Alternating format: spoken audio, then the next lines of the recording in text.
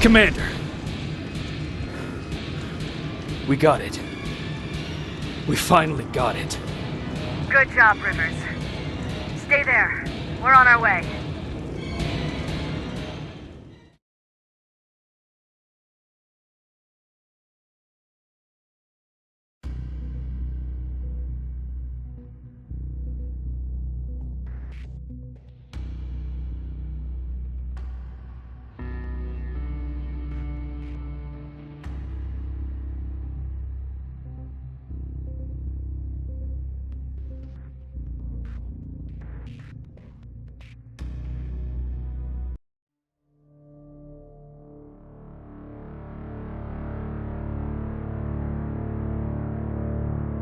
There was no doubt anymore.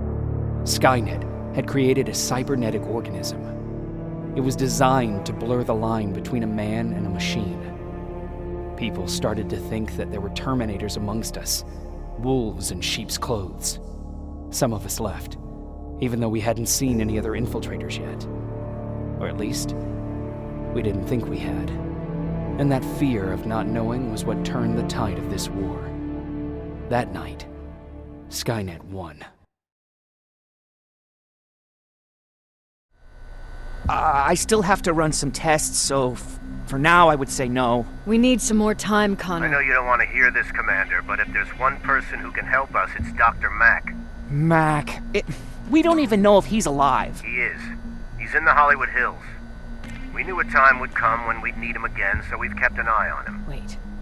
You've been watching him without telling me? Let your emotions cloud your judgment before, Commander. That's why I decided that Mac's whereabouts were no longer This is your bullshit. concern. He can't just magically fix all of our problems. He's a man, not a god. A man that makes That's mistakes. enough, Commander. You know what happened last time. He's the reason Perry's I dead. said that's enough. Sergeant Rivers? Yes, sir. TechCom believes that being marked for termination is a badge of honor. A sign that we're doing something right. We wear it proudly. And knowing you're wearing such a badge, Rivers, is all I need to trust you with handling this mission. Commander Barron will fill you in on the details. Good luck, soldier. Over and out. Looks like you're going to Hollywood Hills. Dr. Edwin Mack is the one who taught us how to use Skynet's weapons, so there's a chance he can do it again.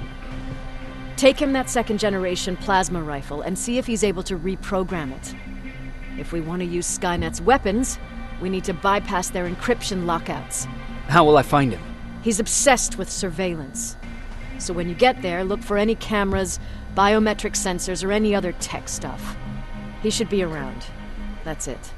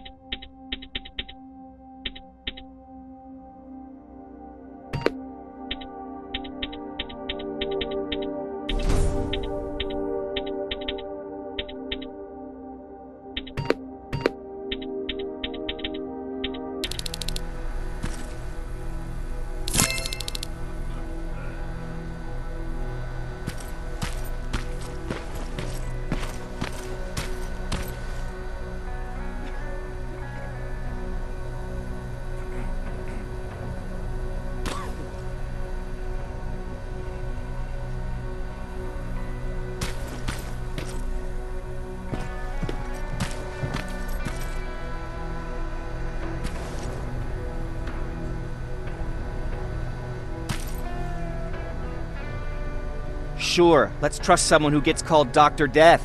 That won't bite us in the ass. In the meantime, I'll see what I can learn from the new CPU we acquired from that infiltrator. This could be the breakthrough that we've all been waiting for. I need to concentrate, so please don't disturb me. What do you need? Anything I should know about Dr. Mack before I leave? Only that he can't be trusted and he's highly manipulative. So you need to stay cautious. Was Mack the one whose drone you smashed? Yes. Yes, it was. I've never told this to anyone, but before I met Mac and Perry, I was wandering alone. Didn't have a map, so I drew one myself.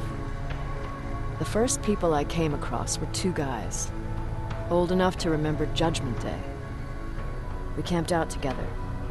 They gave me advice, we shared some stories.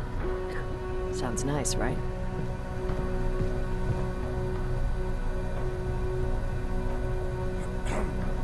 See, there are still good people out there. They weren't good. Although, not cutting my throat in my sleep makes them more or less gentlemen. When I woke up, all my things were gone, including my map.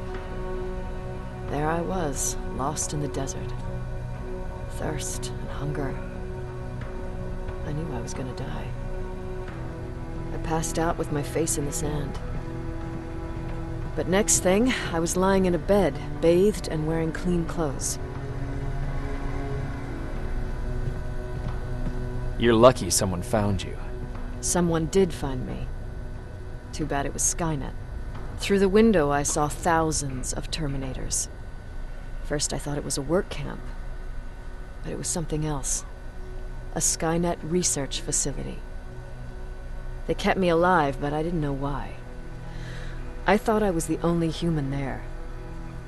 But after a while, someone came into my cell. A man. Well-dressed, clean-shaven. You want to take a guess who that was?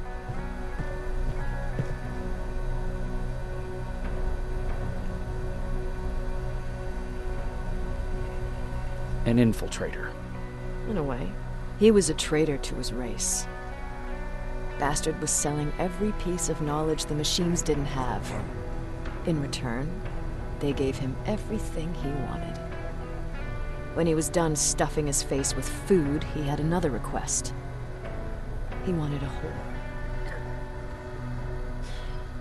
It lasted months, until I got to wrap a towel around his neck and make his eyes pop. You don't want to see people for what they really are. I've seen their true face. That traitor, those two guys in the desert, Mac, they all showed it to me. It's not pretty. The truth is, the only reason I fight for the Resistance is because I despise people just a little less than the machines.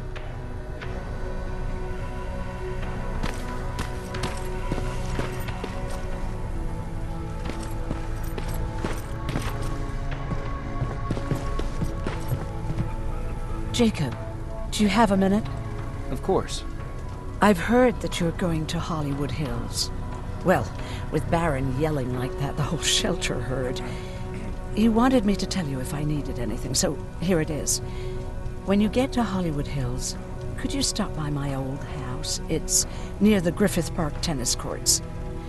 I wonder if Peter went there and left something for me. I know he'd be stupid to go there, since now it's behind the Annihilation line, but then again, he was always full of stupid ideas. I'll see what I can do. Thank you.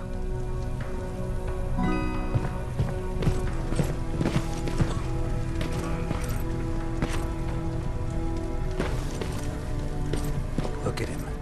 He never talks to anyone. He just sits there. I bet he's one of those machines. Why do you think Skynet doesn't have their plants in the South? I don't think. I just hope.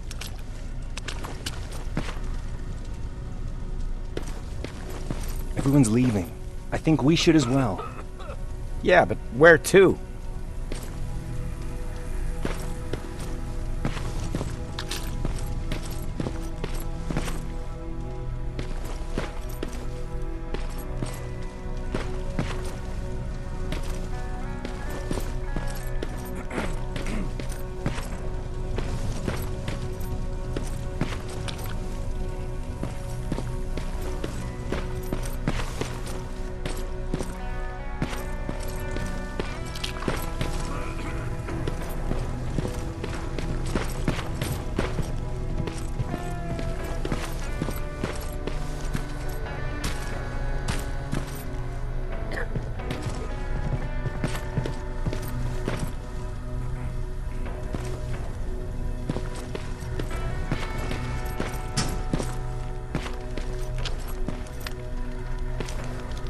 Jacob, I didn't see you there.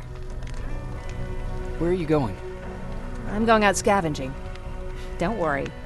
I'm past thinking about running away. Knowing how much you'd miss me made me not want to leave. Where's Patrick? He's getting ready. I'm taking him with me. I figure it's time for him to see what's out there. Is everything okay? You seem far away. Nothing can get past you, can it? I've been thinking about the day we met. I never told you how we really ended up there. You can tell me anything. I know I can. That's why you were the first person I'm telling this to. That day, loud hammering woke me up. When I came downstairs, I saw my father nailing the window shut. Through the crack, I saw them coming. Hundreds of metal heads and their red eyes. Even though they're just empty shells, I could feel the hate radiating from them. What did you do? I made Patrick stay upstairs and went back to talk to my father. We argued for a minute or two, and I tried to pull him away from the window. He pushed me away. I tried it again, but he shoved me. This time I fell. I didn't recognize him as he was reaching for a shotgun. He said, I shouldn't worry about the machines. They wouldn't hurt us. I don't even remember how. But but the gun was already in my hands. I closed my eyes and went someplace else. Didn't even hear the shot.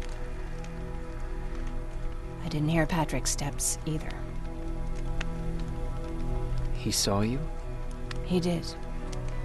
He was staring at me like I was a stranger. He didn't scream or cry, he just stared. I threw the gun away, grabbed Patrick, and tried not to notice the hole in my father's unmoving chest. As we ran, I could hear them coming, so we found somewhere to hide. Then you came. I wanted to tell someone about all this, but I was afraid to. I'm glad you did. I am too. We talk a lot about how heartless the machines are. And I started to think that maybe I was too. I probably would have convinced myself of that if it wasn't for you keeping me sane. Thank you for everything. I never thought I would find a friend in times like these.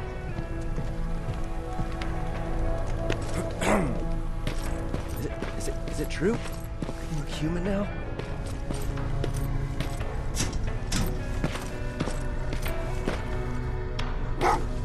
Oh, what's with the dogs? They've been like that ever since they brought that thing in.